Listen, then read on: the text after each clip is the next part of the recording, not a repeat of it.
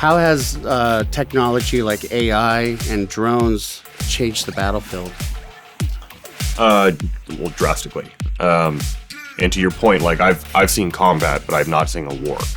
GWAT, I would say, definitely was a lot of combat that we've seen. But Ukraine is a war, and that there's a very big difference in regards to those two things, especially when you experience it kinetically. It's much different. So that's something that's much different. Yeah. What role do drones? I mean, I'm sure a lot of people have seen the footage of like the drones going after the soldiers. Like, where do you see the battlefield going? Since you've been in this conflict, you've seen it. Where do you see like the battlefield going? Do you see it where like it's just going to be unmanned aircraft fighting each other, or will boots on the ground still be important?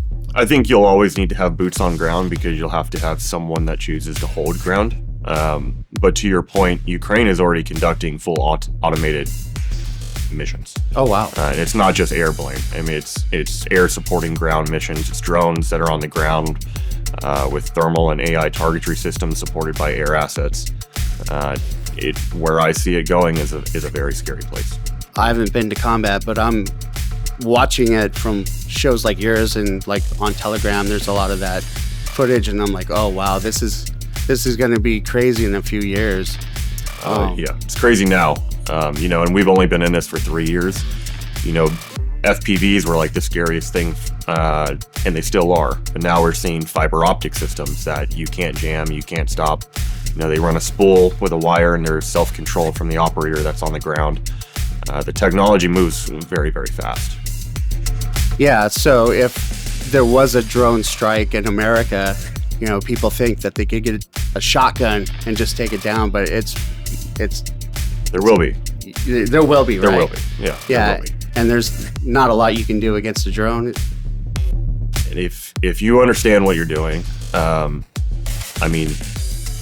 any 19-year-old kid with a DJI platform off the shelf and a 3D printer and some know-how of coding can probably strike pretty deep or anywhere that they want. Yeah. Yeah, in episode 1, I'm thinking to that.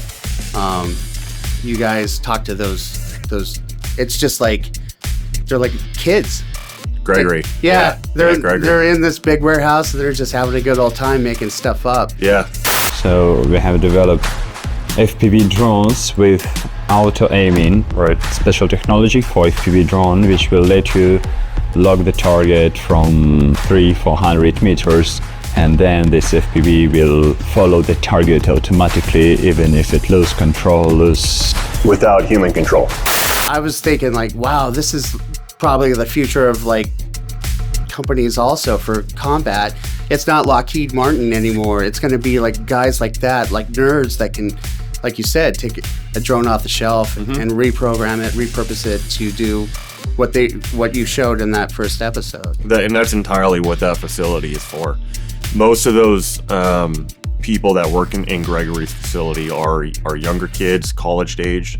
They attend their classes because in Ukraine, if you're going to school, you can't be conscripted.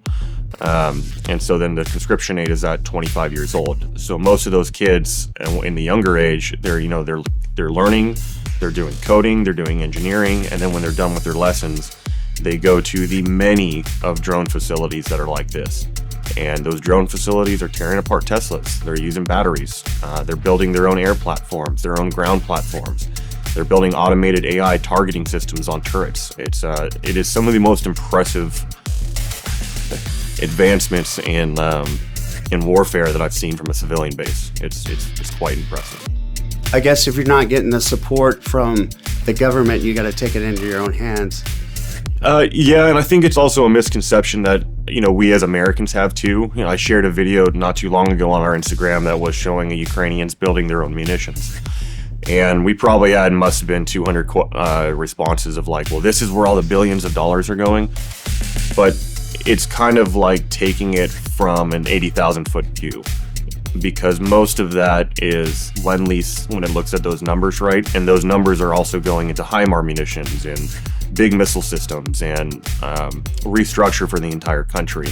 Most of the drone platforms and technology has been done and manufactured inside of the country because of, for one, cost, speed to develop and change. If Russia changes something, we can see that immediately on the battlefield, and then we can shift right there inside of our own centers. And a lot of those centers today are also developing their own drones, manufacturing them, and then selling them back to units anywhere from $20 to $200 ready to kill. So when you look at a Switchblade that may cost you $60,000, and Ukraine looks at, well, I can take a $200 FPV and kill a $2 million tank. Yeah, let's build 500 more of those. Wow, it is really like that then. Like the $200 drone can take out millions of dollars of equipment. That facility that we walked through had air asset drones at $25 to $50 that were manufactured, developed, and ready to kill, sold to units. So a unit could come into the facility and say, I like this asset, this size, how much? Oh, 25 to X amount. And then, cool, I'll take 600 of them. That's mind-blowing. It's a different type of war. Yeah, because you, I don't know, I think of like, okay, you got to go to this whole research facility. It takes weeks, months, years, a bunch of guys in lab coats. Oh, man. Not anymore, huh? 3D printers, CNC machines, and some AI. Wow.